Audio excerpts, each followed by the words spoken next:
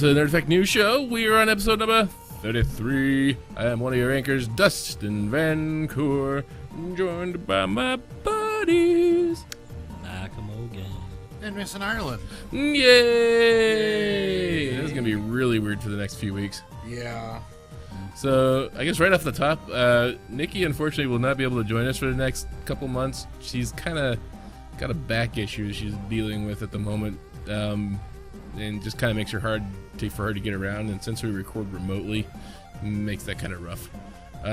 So we're gonna wish her some better health for the next couple months. She'll be back, there's no doubt. Just gonna take her a while to get healed up. Well, I don't know. We might start having another guest on. Oh, we will. We'll have a guest, I'm sure, eventually. I was joking about this how Nikki started was just as a guest. Oh yes. So, are you a fan? Bug us enough, and eventually you'll get on. So yeah, we're fresh off the heels of CWI Comic-Con, which happened last weekend. It was a fun experience. It had its quirks, but it wasn't anything that we couldn't work through.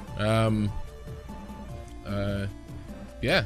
So Nikki and I were actually down there, talked to a bunch of people. We shared a room with Mystery House Comics, who were some buddies of ours. And make some cool comics.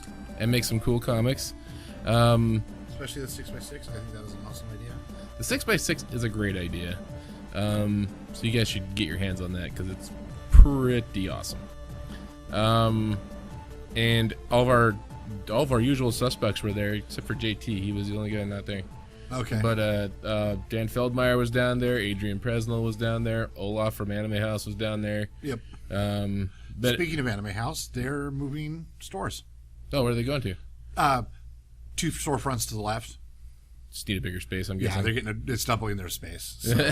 They are the niche in town for that. So it's like if you want anime shit, that's where you go. Yep. Well, they have that tiny little space just completely packed full of merchandise. Yeah, they need that space. Yeah, what I'm really hoping they don't do is, and Olaf, if you're listening, please take my advice. Don't stuff the store so full this time. I understand your other space was small and you needed to get as much out as possible. Let people have room to turn around. Yeah, maybe that's what they're aiming to do. I mean, if you use that. So I think I'm sure they're trying to get more room to put more stuff out, but also hopefully have be a little more spacious and less cluttered feeling. Mm-hmm. Because that was one thing. It was like it kind of felt cluttered, like I couldn't necessarily find what I was looking for. Mm-hmm. So, yeah. So hopefully there's going to be a little more empty space to go along with more merchandise too. Excellent. That's what I'm hoping for. A new guy named Max. I'll be honest, I forgot the name of it. It's Turbo Comics. There, I remembered. Awesome. He seems like a good guy. Little comic book store. Man, who else? The 501st was there. All the CWI representatives and their stuff were there. Tangle was there. Man, yeah, it was just all sorts of fun stuff that was going on there. Jacob Bear was there with Dan. Yeah.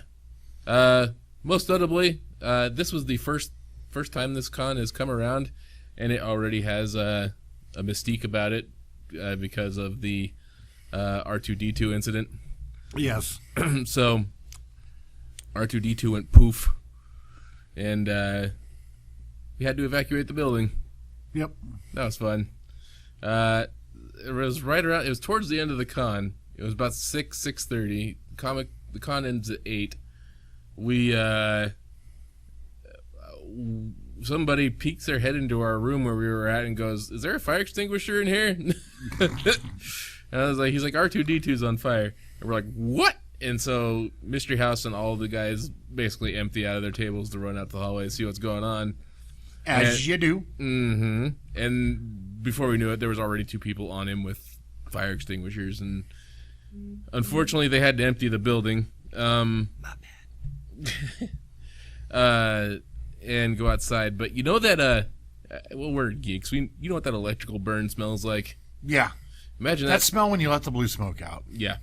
Imagine that smell times about 50, and it's like palpable in the air. Like you can taste it in your tongue. Yeah. So you're like, oh god, this is not good. So Yep. Grabbed our stuff and basically anything I could immediately fit into the backpack and evacuated the building. So, Yep. that happened. And then it was only for about 20 minutes and we all went back inside. So, it was good times. So yeah, CWI Comic Con, it was good. Looks like they're gonna plan on doing another one next year. Even their thank you card was apropos to the situation. Yeah. It was a Dalek giving a Band-Aid to a flaming R2-D2.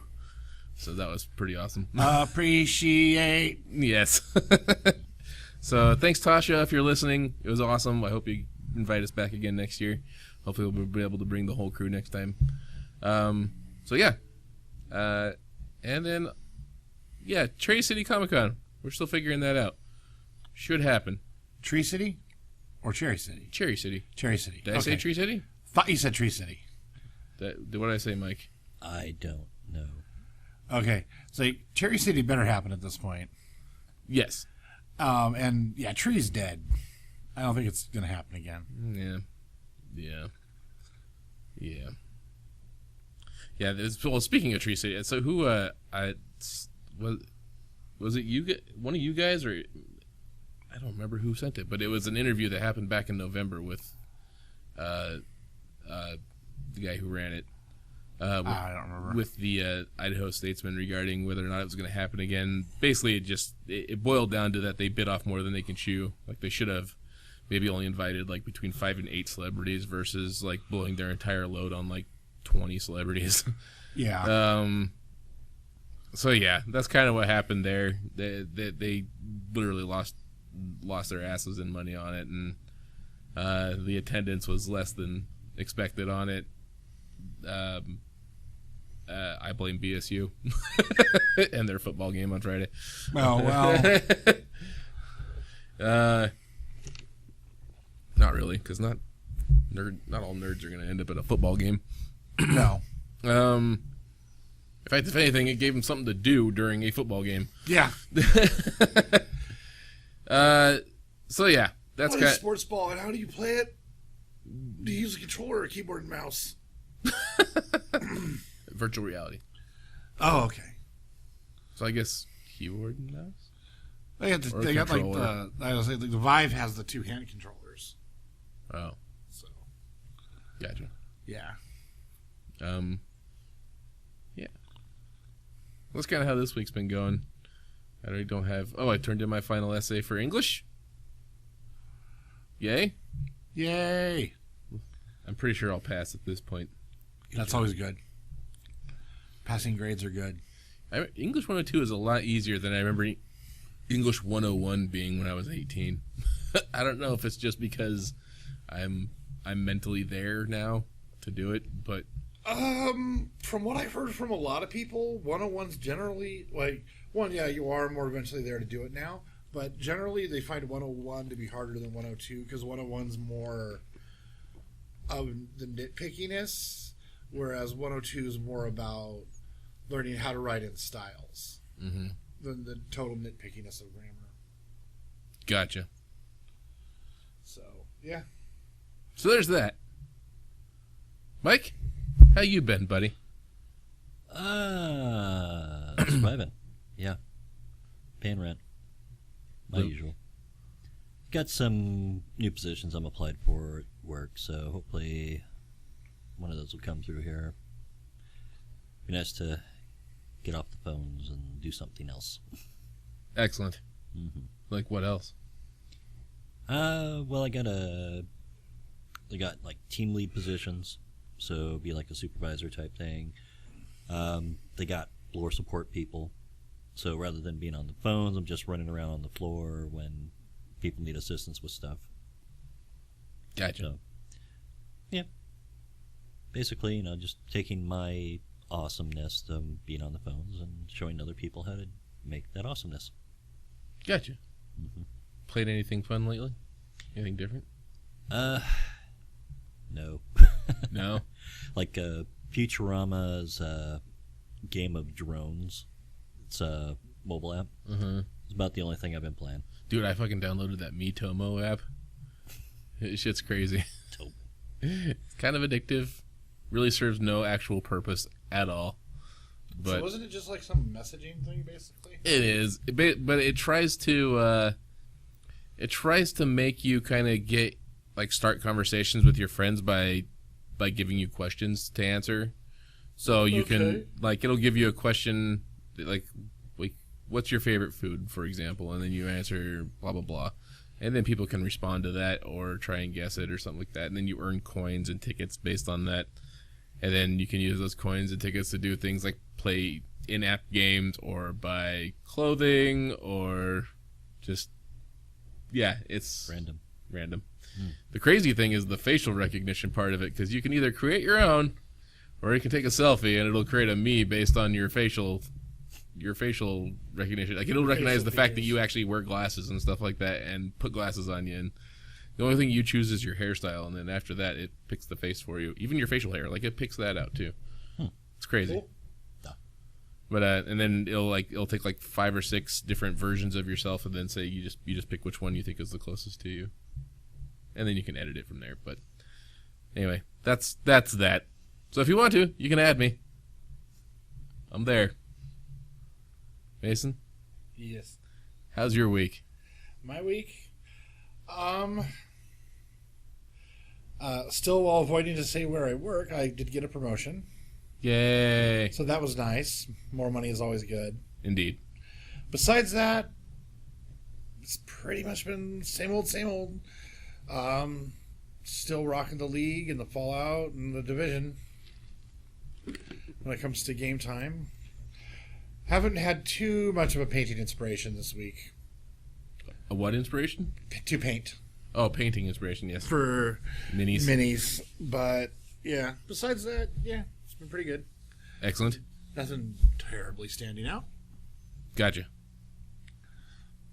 All right. Well, that's our latest update. Yes. Should we introduce the audience to our new sound effect? Okay. So, Prepare your ears, people. This may get loud.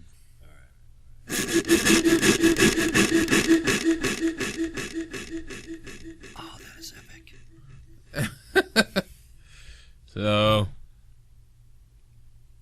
I'll tell you what. We're not even going to tell you what that was. If you have any suggestions on what you think that sound was, email us at feedback@nerdeffect.com.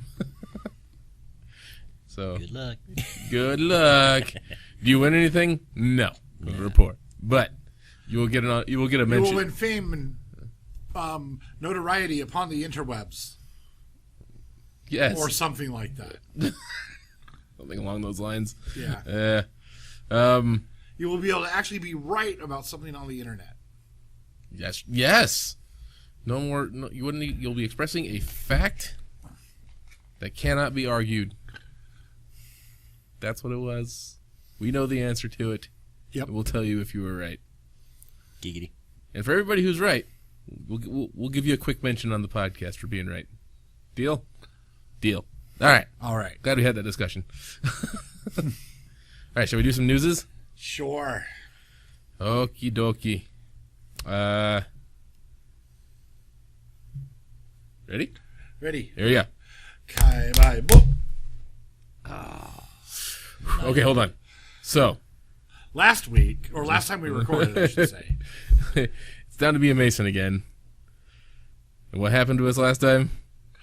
We went, what, 9, 10 times, something like that? We weren't even keeping count. We were just like blah, blah, blah, blah, blah, blah, Yeah. blah, blah, blah. So, yeah, it just kept going. We're going to see if we can end this quick. Ready? Here we go. Yep. Kai Bai Bo. Kai Bai Bo. Ah, okay. Mason got it. All right. Even one tie is impressive, to be honest with you. But Wake up, Mr. Phone. I need you for news.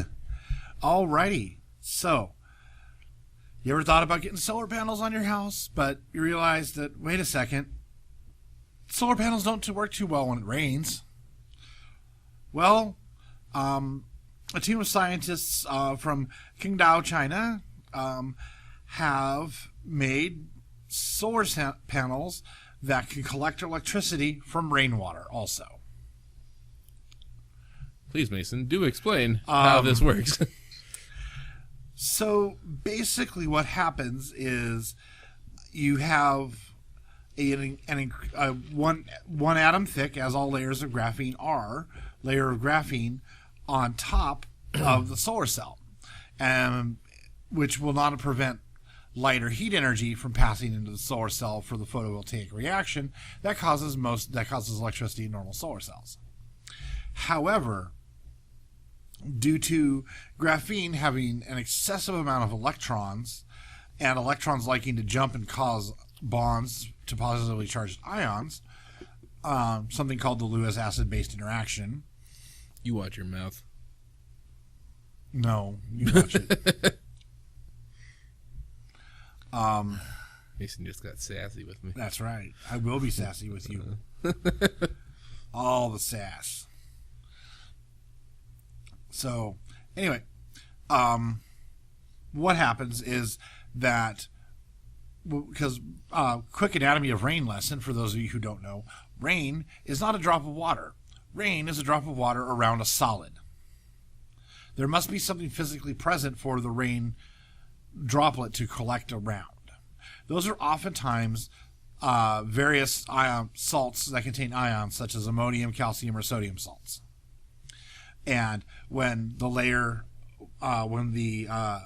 water hits the graphene on top of the solar cell, the ions in the graphene and the salts in the rain discharge and allow the electricity to be collected. And this is enough electricity to actually keep a house powered? Doesn't sound like it would be a lot.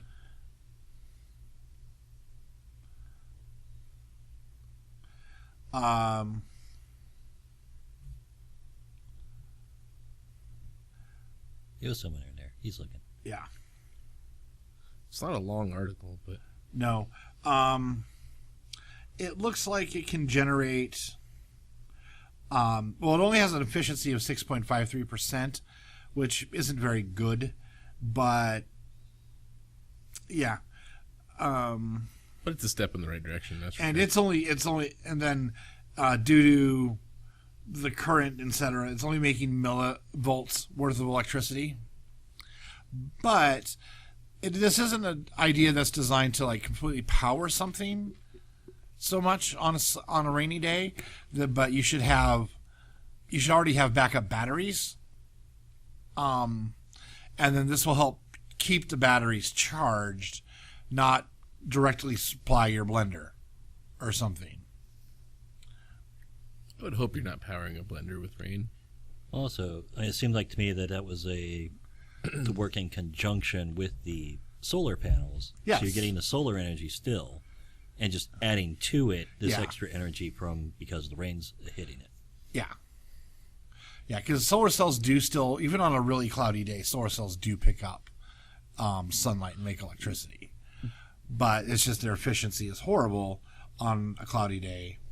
So this helps make up for it, because in a lot of areas, cloudy days equal rainy days. So, yep. Do-do-do-do. Okay. That was worth the more you know. Sure, whatevs.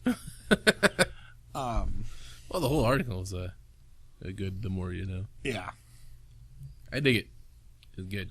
Hopefully that they could even put those same solar panels right on the screen of your phone, so you can just stick your phone right out in the rain. Yep. And give it a nice little trickle charge. Sorry, I'm still stuck on that commercial with the guy pouring champagne on his phone. They're going, what? Oh, that's Lil Wayne, the rapper. He's Yeah. walking out of a convenience store. He's like, "What's your most expensive bottle of champagne?" He's like, "That one." And he's just like, glug, glug, glug, glug, glug, glug, just pouring it on his like S7. Yep. Because F7s are water resistant, people. Ooh. Notice they emphasize the resistant part of that.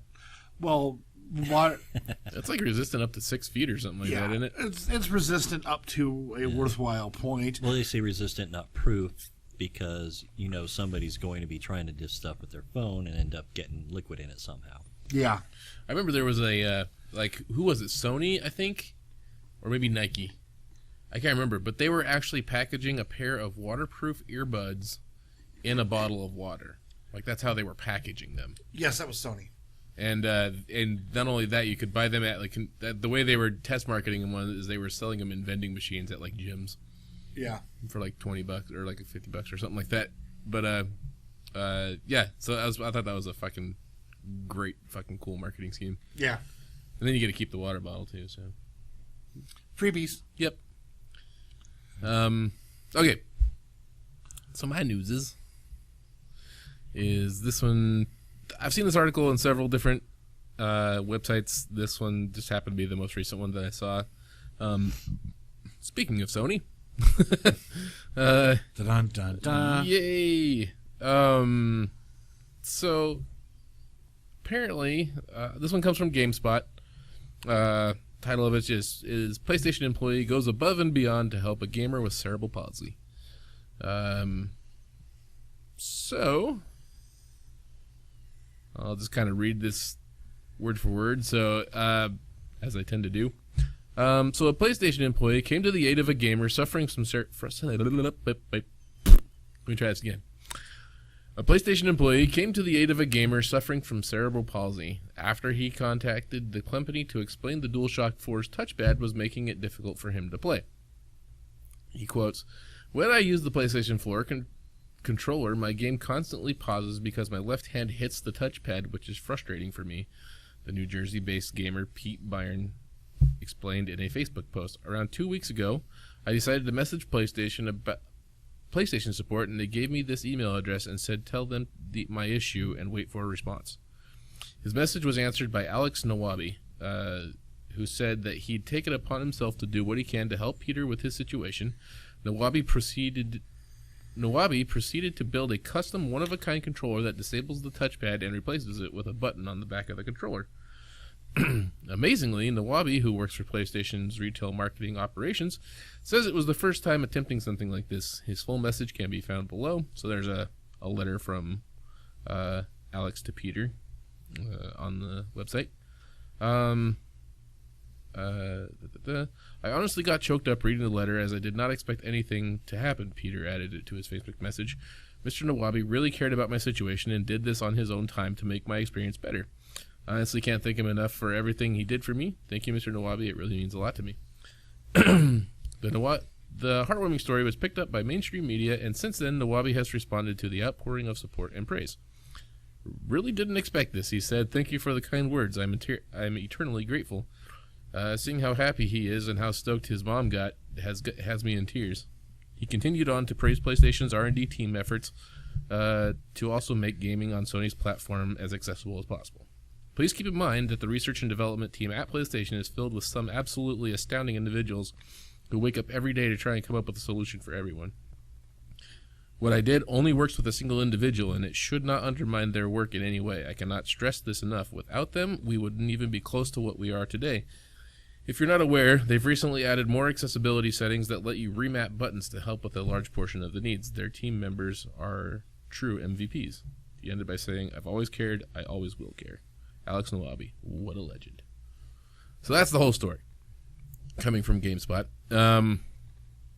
So yeah, I mean, PlayStation just kind of was really cool and went out of their way to help one gamer who's probably played PlayStation all his life.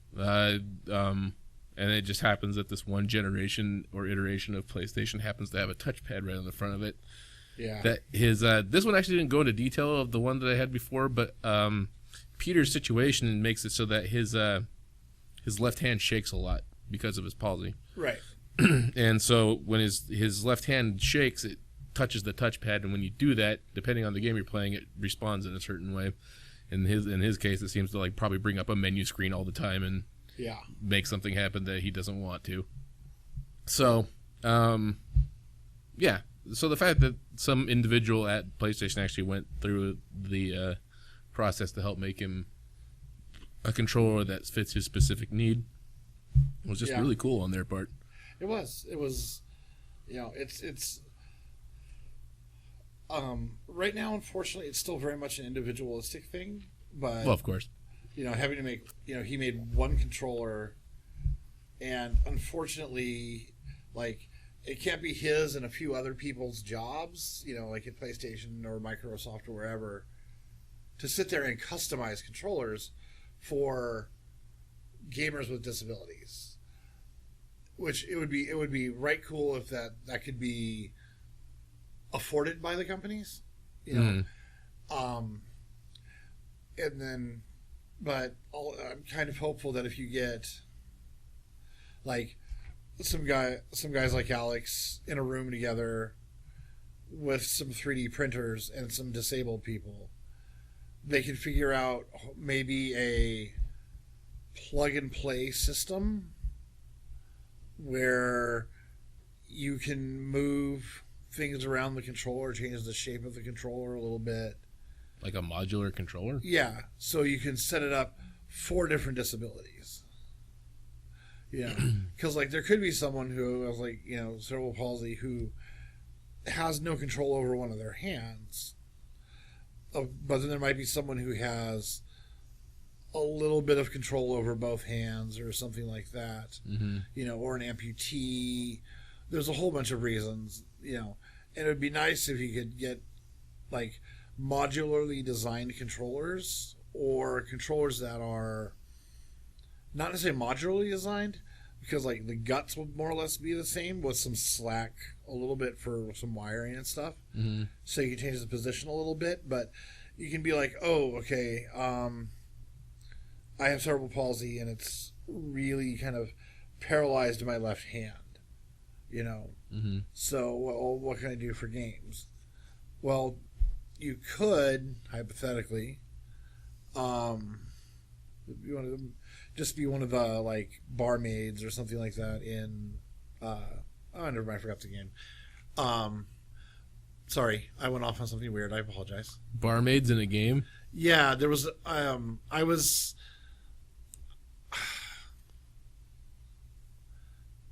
I have no idea. I have no idea what I was going where I was doing with that. Sorry. You say barmaids in a game, I immediately go to like I was thinking Skyrim for some reason, and yeah, I don't know. Mason's tired today? I'm very tired today. And I was thinking about Skyrim. I was thinking about something happening with Skyrim, and like someone had just So I apologize. I'm really tired. It's all right. But yeah. But like 3D printing, like parts of a controller, so you can mix and match pieces. I do like the idea that PlayStation released the ability to be able to remap the controllers. Yeah, That's kind of cool. So I would like to point out that computers have been able to do that since forever. blah blah blah. All hail the Fuhrer. Bill Gates? I was say, says the other PC gamer in the room. Yes. PC Master Race. So yeah. What?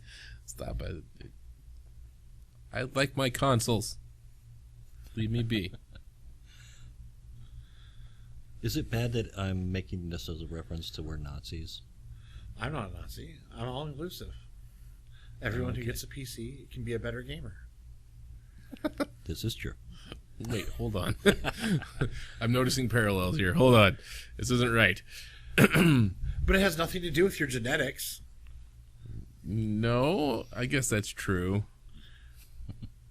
And I can build a computer for approximately the same price as a PlayStation or Xbox One that is currently more powerful than either of them. Also true. But I did see that PlayStation 4 was going to be releasing a more powerful PS4. Which is still not going to be as powerful as a PC that costs the same. Which I think is weird. As far as I can tell, the only real difference is it'll be 4K capable. Yeah. Well, the idea behind that is that it's so it can render VR. Oh, that's right. The Sony VR headset. Yeah.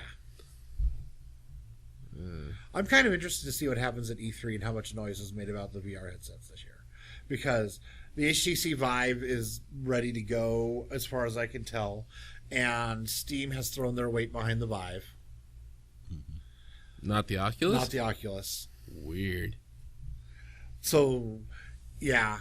But Oculus has the force of power of Facebook behind it as far as a monetary backer. Mm-hmm. You know, Sony's doing their own Sony thing, as Sony always does, but that's fine. I'm not bashing that. But, you know, they're going to have their own. Microsoft hasn't talked about a VR headset very much, but I think that they understand that between the Oculus Rift and the HTC Vive, the PC market is closed. It's pretty well covered. Yeah. But the problem with all of this is that they're stupid expensive. It's like $500 a headset, isn't it? Yeah. Well, I think even the Sony one's like $450, $500 somewhere in there. Yeah. So yeah, that'll be. And it's another peripheral.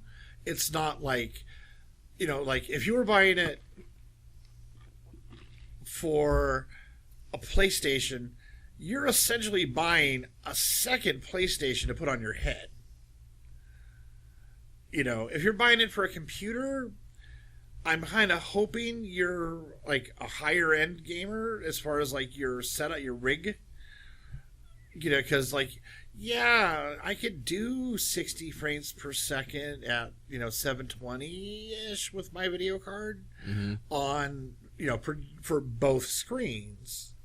You know, because that's going 1080p 60 frames per second on a regular monitor. Mm-hmm. So could I do it? Yeah, but it would be it'd be tough. But my computer could do it. You know, but like if you have like, you know, a double or triple NVIDIA 980 Ti or something like that, you know, in SLI with like an unlocked 5860K last gen Intel processor, because they're still better for gaming than the current generation of Intel processors. Especially if you're going for multiple video cards. Mm-hmm. You know, if you have that kind of computer, 128 gigs of RAM, you know, all the fast, pretty toys, you know, then, you know, dropping $500 on a headset. And chances are you can probably afford it. Chances are you can afford it at that point.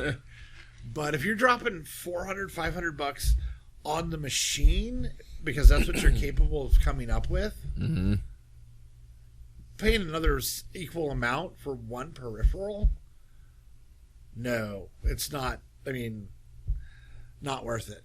At least not to me. Of course, I don't think VR gaming is going to be that big. Shush! That's what I'm going into. Honestly, if VR will work, I think, in entertainment, but I think the applications for VR Soon as the are porn gonna industry it already exists. I saw a news article today that you can now there's now a Pornhub app on Roku. Okay, What the duck? Not surprised. it's not like, as for like looking at it from Roku's point of view. You know, as they sell a desktop box to access internet media. Correct. I don't really care what media someone accesses on my box. I guess it is up to the user to actually download that app. Yeah, onto it's the up box. to the user to download the app. But If you and you know, if it's not on the one in your, if it's not on, if you're, you know, it should be on the television in your bedroom, because if you're fapping in your living room, you live alone. you live alone, so it can be out there. But like, you know, if you're married and have kids and you're fapping in your living room, shame on you. Kids better be at school. Lock all the doors. Just in case. Yeah. Wife's on a business trip. That's your only excuse. Yeah. Unless she watches the porn with you, but that's, you know, whatever. That's all on you guys. That's all on you guys. But, you know, you don't put it out on your living room TV where the kids can find the Pornhub app. You know. Ted. Or that shit better be locked down with some serious password protection. Yes. You know. Reminds me of a comic I saw earlier this week. So you got a Fed who's got an iPhone he's trying to access, and he's like, hold on, gun idea. Goes out to this little kid, hands him the phone, and says, "Here, you can play with this, but no matter what, do not encrypt or root it or whatever." Yeah. And then the next scene is like, it worked. Yeah, pretty much. So, yeah, as like looking at it from Roku's point of view, no big deal. And considering what the Roku box is, it's basically a media streaming only connection to the internet. Why not? Well, it's Roku's the only one who's allowed it so far. As far as like Apple TV hasn't done it. Well, of course, Apple TV isn't going to do it. They have an image to uphold. Right. Um, So you're saying is Roku doesn't give a fuck. What I'm saying is that Roku isn't Apple. They don't have that specific brand styling that Apple has. Yeah, it's true. They don't have the same acclamation or what's the word? I think you're looking Acumen or yeah, something. but No, Acumen's like Acclaim? a sports thing. Acclaim. Okay. Yes. Yeah, they don't have that. Right. You know, does Sony or PlayStation want to do it? No. Nope. Not on a gaming system anyway. Does Xbox 360 or Xbox One want to do it? Nope. No. The Wii, on the other hand, just kidding. They don't want to do it either. The name fits, okay? Look. Wii U. But no, but seriously, mercy. a console's not going to do it. You know, and so sure, Roku, whatever. You know, I mean, like, and Roku has competitors, and who knows? Roku may sell a whole lot more boxes because of this. That would be really interesting if that's the reason they sold the Roku box. And I would, of course, because Pornhub likes their stats and likes Yes, they releasing do. them. I want And to they see. do some crazy cool things I like would outside of porn. Like they do like what was the for every million videos that was watched on their website for like one day they planted like a tree. Yeah, Like they were doing it was like on Arbor Arbor Day. Day or something like that. Yeah, it was nuts. wood for wood. Yeah. Did anybody catch the Corn Hub? Yeah, for On April April Fool's Fool's? Day. No, That was pretty amazing. Yeah, they transformed their entire website into corn porn versus Yeah, versus actual it was porn. awesome. And it was all punny. Like all the titles of the videos were all corn based, and it was was it awesome. corny? It was. Did it pop? Snap. No, not snap, pop. Maybe a little bit of crackle. Ah! Hey! You're welcome for your cereal joke.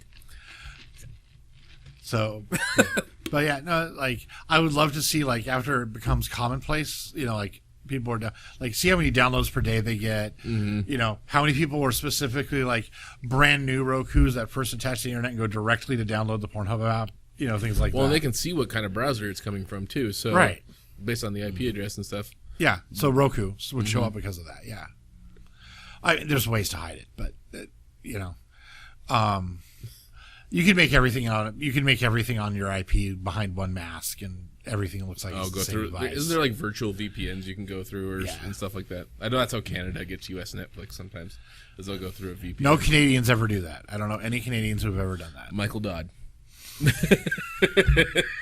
gonna drag him out I did. by the Calling name. him out.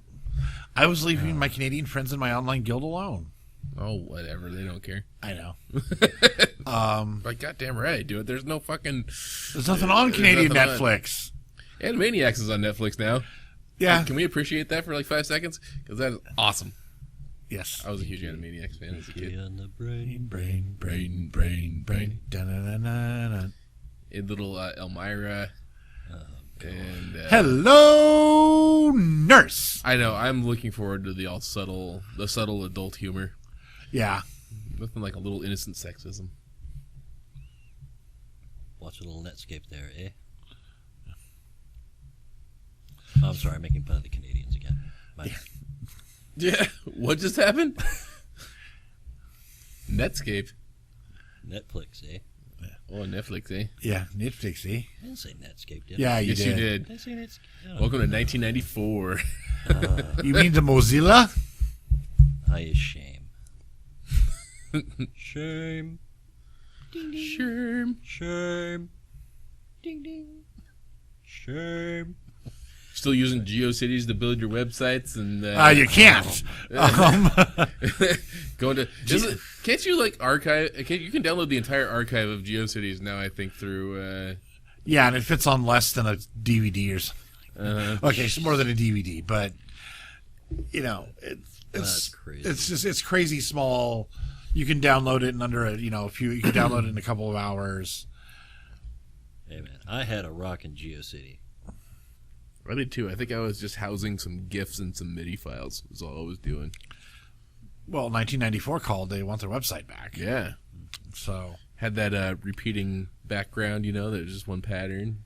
oh my god. Had some of that sweet MIDI music that would pop up immediately as soon as you play. Pikachu page had like this animated GIF of Pikachu that was dancing, and then I put a wave file repeating, Uh-huh. and that's all it was. I called it the Peak Attack page. And if you think you guys did it crazy, I built my entire GeoCities page on a web TV. Oh, Jesus. Was not an easy task, let me tell you. How's this for you? My first web page I ever built was in Notepad. Yeah, a lot of people still use Notepad, Yeah. depending on the kind of code you want to use. But yeah, Notepad is a surprisingly universal tool. It lets you write. Life. What? Well, Notepad, it lets you write things down. I mean, that, Yeah. after yeah. that. Notepad's part of my daily routine. So I did find out from my my future professor Yeah. about what kind of coding I need to look into before, Okay. if I wanted a taste of what's to come. Yeah. He said C, C#, and SQL databases would be Yep. where to start. Yeah. Sounds about right. So why not C++? Well, See, here's the thing. I'm so lost on some of this stuff. Like, I don't understand the difference between C, C++, C++, and C#. That all sounds the same to me. Well, they're all, the root of all of them is the original C coding language. Right. But they're all different forks of the same coding language. They all do different things better than the others. From what I understand, C# is actually geared towards Microsoft applications for the most part. Yes.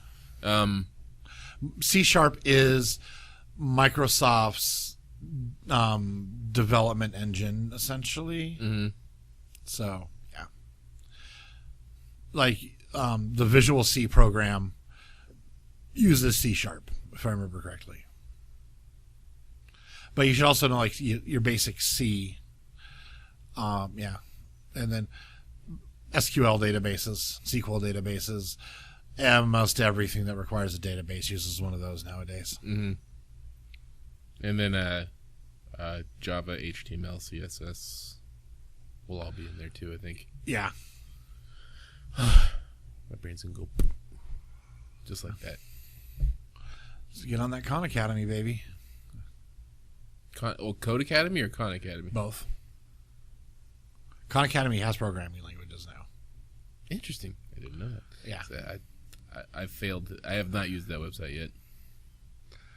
But yeah, there's, you got to get practicing. And from everybody I know that codes, it's the same thing as drawing. You just got to do it. No matter how bad you suck at first, just start it. Just start doing it. Well, that's anything. Yeah. Suck at baseball? Well, give it a month and a half and you'll be swinging like a champ. Or at least good enough to stay in Little League and not be embarrassed. Yes. Try not to hit the bottom of the tee. Yeah. Because, unfortunately the pros, like in video game pros, sports pros, they usually have a genetic edge over the vast majority of players. Something about the way they're wired, their hand-eye coordination, the way their reaction times are, the way their muscles are built. Those different things give them some slight advantage over everyone else who may have the same skill level, the same knowledge, but there's something about they can just apply it that little bit better. Mm-hmm. That they're the reason they're on the pro team for whatever it is. Right. So All right. All right. So you're like both looking at me like I'm supposed to do a news or something. You are supposed to do a news. All right, I'll do a news. So, yeah, so it's already come up a couple times on the show. VR goggles. Yeah. You know, having the lenses over your eyeballs to, see things in a virtual reality. Well, it looks like Samsung is on the road to make that a little less bulky. Oh, how so? Yep. So Samsung has patented smart contact lenses.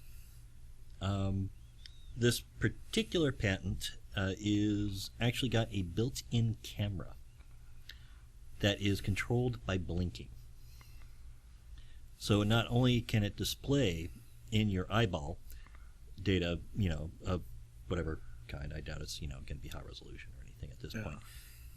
But it has a camera built into it, and you control it by blinking, and then it links up to your smartphone with an antenna that's embedded in the lens.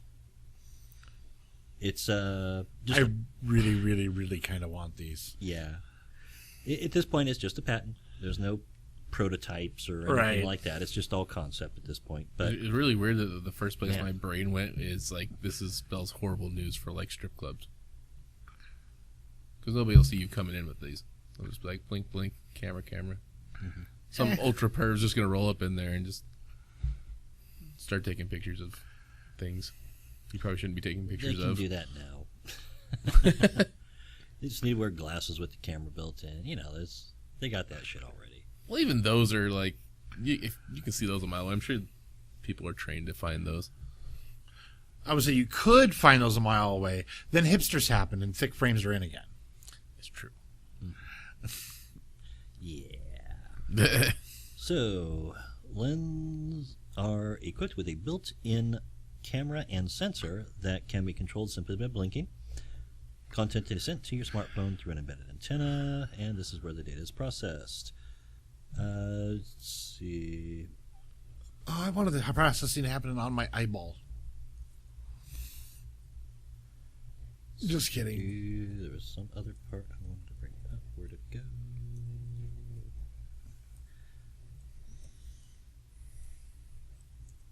Well, anyway, yeah. So, yeah, it like I said, just a patent at this point. Yeah. So nothing serious, but definitely leaves a lot of Well, if they're potentials for that if they're kind of technology. patenting it, they're working on it.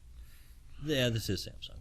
Yeah. I mean, yes, sometimes you have a brilliant idea and you patent it even if you don't intend on working on it right away.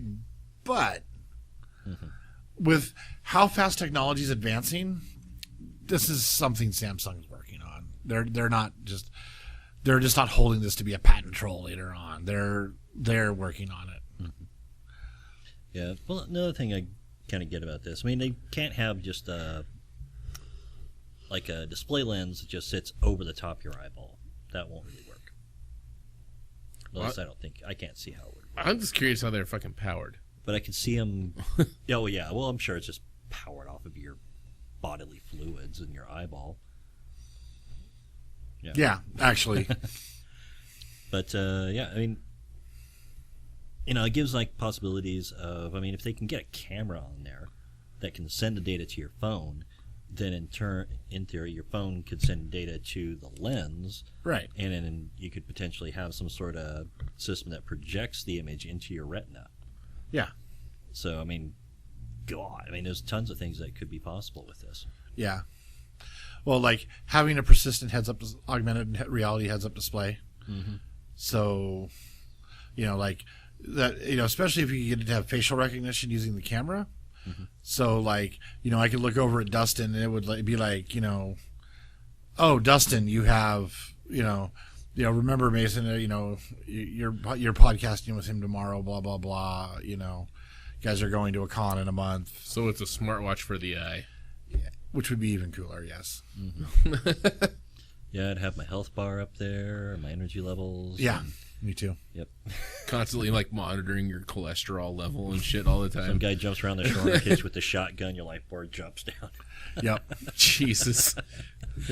Turns it into a John Woo movie. Everything slows down automatically. Just Bullet time. Yeah. Pull out your Glock, lay into them. You get a reload warning on ammo count. I saw an image of somebody had painted a Glock to look exactly like a Nintendo Zapper. Yes, I saw that. Looks fucking crazy cool. Yeah. I'm not even a fan of like guns, but it's like I would just have that around with no ammo on display. Like that's a pretty fucking cool little thing to have. Yeah. Well, see what the funny thing about this technology from Samsung is? Mm-hmm. That's what your character wears in The Division. Nice. Yeah. Just like heads up display contact lenses. Yeah. No. So like in The Division, like it gives you like a map of your local area, downloaded and translated through a GPS system that's in your watch.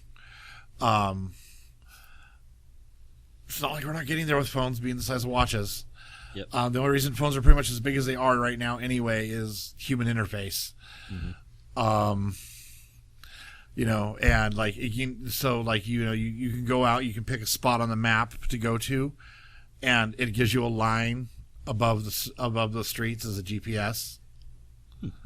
Like it's not that far off. If Samsung's already seriously trying to work on something like that, that kind of technology isn't really that far out. Yeah. Like So, the future of our Yeah. smartphones is going to be, a watch or some similar small device that you wear on you. yeah, That's or something you slip in your wirelessly- pocket or whatever. Yeah. That's wirelessly connected to your contact lenses and an earpiece. Earpiece. Yeah. That's it. Boom. Done. I am totally fucking okay with that. Tell us how you really feel, Mason. I will. It's not advanced enough yet. They haven't implanted it in me yet, and I can't just sock it into a computer. Giddy. Yeah. We'll get there. Replace the meat with the metal. Metal is better. Yes. I'm guessing they'll have to come with prescription style lenses too. Yeah, but have you heard about some of the contacts they're working on for that? The self morphing contacts. No. Okay, say you're one of those very poor unfortunate people that are blind as a goddamn bat no matter what they do. Right. Like you can get glasses to see far away, but then you're too blind to wear bifocals to see up close. You have to have a second pair of glasses Right. to put on to read. Right. Well, they're working. I know they've been working on. I don't know if they've figured them out or if they've failed or whatnot, but I know they were working on contacts that would adjust, and it uses electronics. It uses some kind of electronics to adjust to the contacts to change their curvature, so their focus changes. Interesting. So yeah, I could see that, like, if they can get the control mechanism working correctly on it, like you blink twice to kind of switch the mode. right. Yeah. Yeah, but they were like working on like an automatic change when the contact detected a change in your vision. Which I don't know how the contact would do that except for a camera pointing at your eye. I don't know.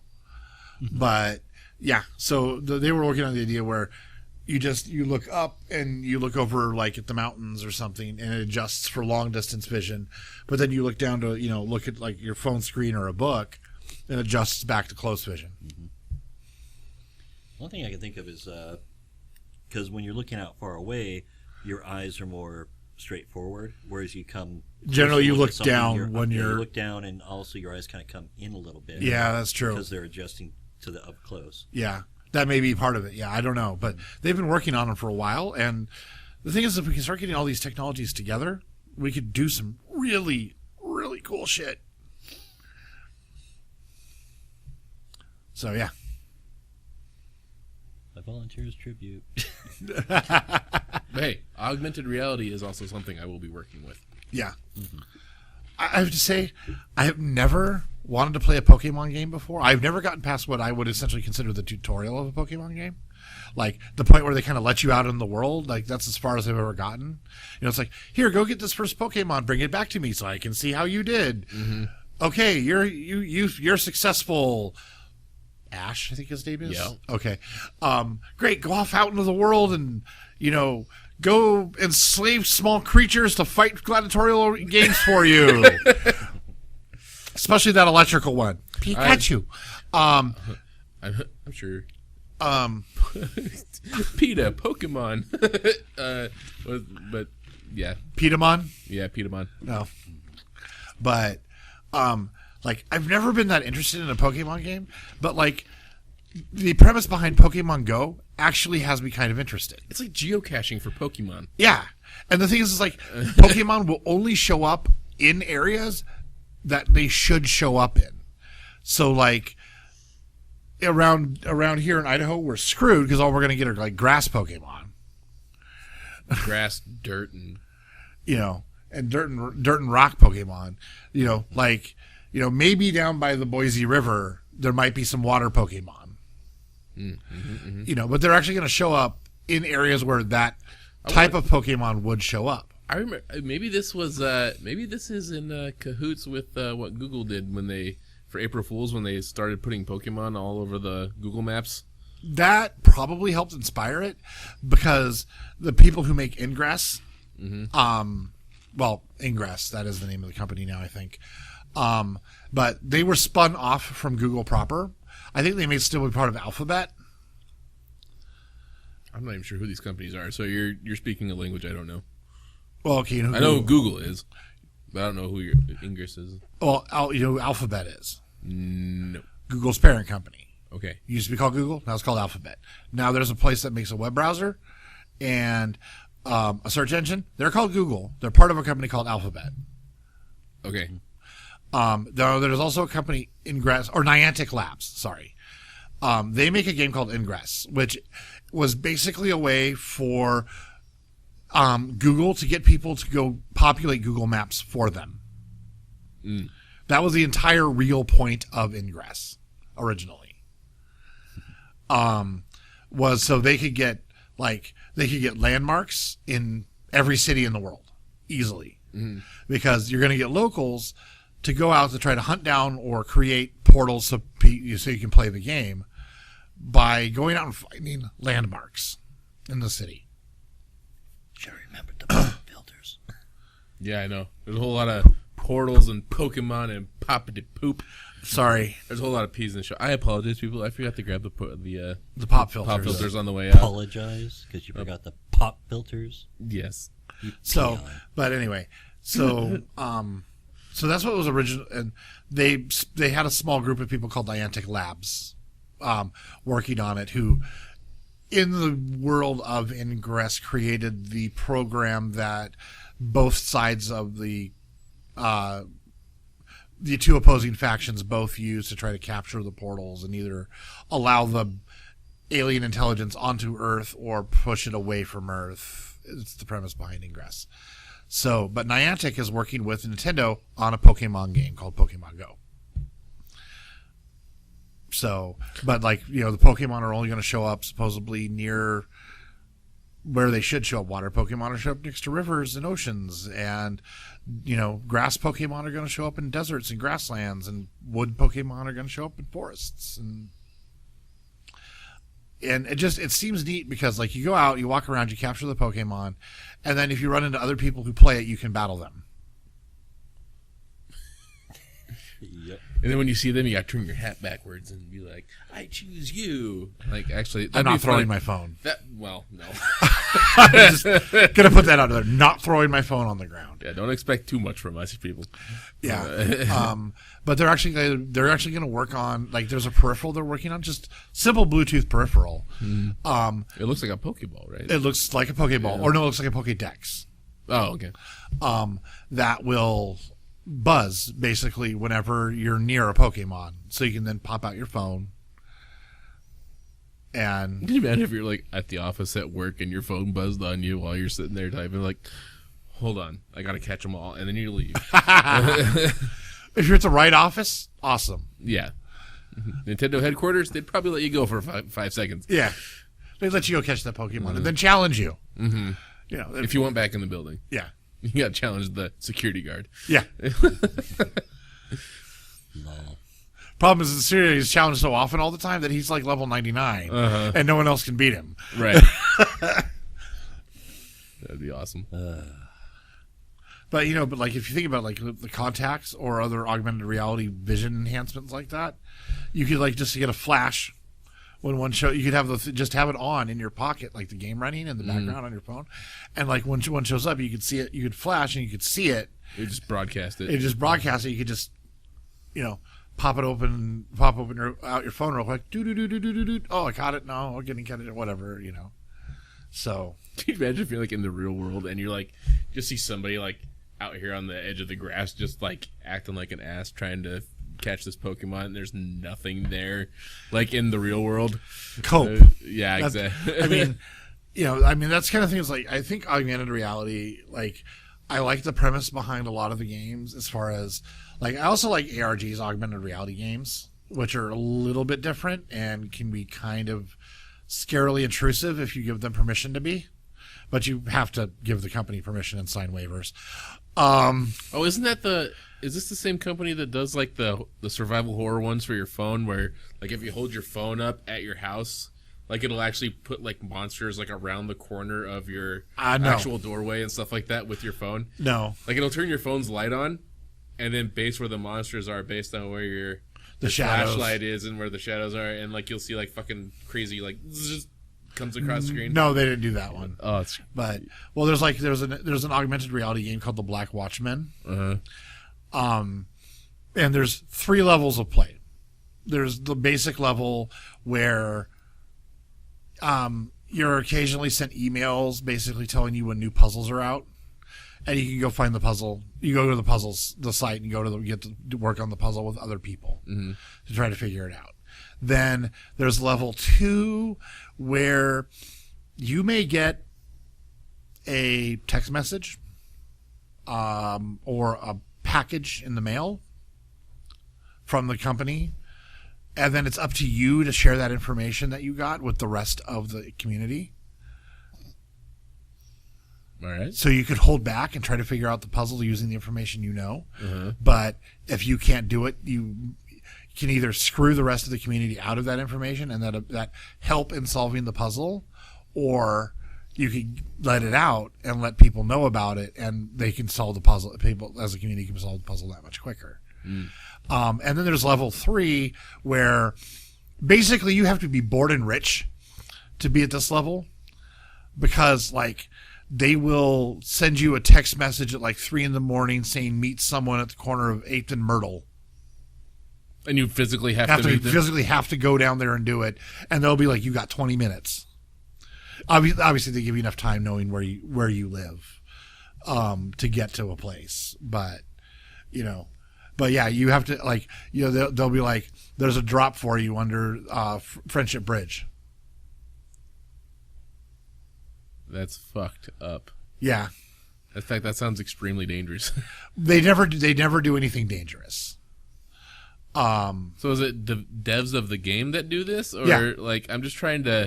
The devs hire they either go there themselves or they hire an actor, a vetted actor, to go play the part or make the draw. Or like the drops are always in public but somewhat secluded locations, like a place you can pick something up, but where the thing is not going to just a random person probably won't find it. Right.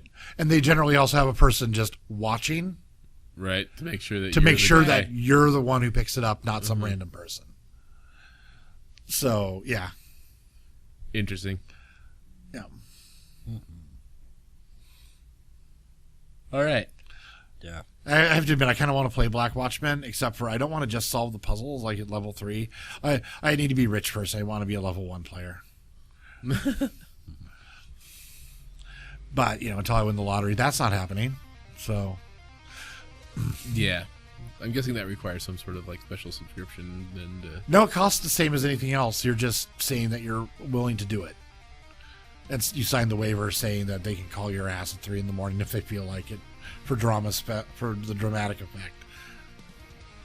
weird. Yeah. All right. Yep. Guess if you have nothing better to do. Yeah, like you say, you gotta be rich and bored. Yeah. All right. Well, that was our news for the day. Yeah. I hope you enjoyed our little conversation. It was fun. All right. Well, I guess for the Nerd Effect News Show, we have been Mac Mogan. Mason Ireland. and I'm Dustin Vancour, and we'll catch you on the flip side.